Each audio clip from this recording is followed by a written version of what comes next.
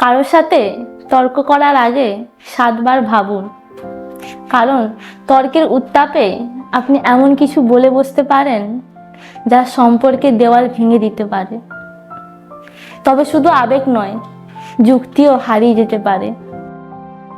সেই কথাটি তো শুনেছেন, শান্ত মনের কথা বেশি শোনা যায়। তাই তর্কের আগে নিজেকে প্রশ্ন করুন, এটি কি সত্যিই প্রয়োজনীয়? এতে কি কোনো সমাধান আসবে, নাকি শুধু সময় ও সম্পর্ক নষ্ট হবে?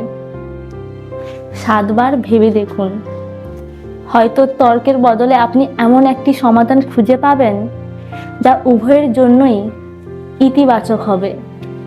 সুতরাং শান্ত থাকুন, বুদ্ধিমত্তাকে সঙ্গী করুন এবং তর্কের আগে 1বার নয় 7বার ভাবুন।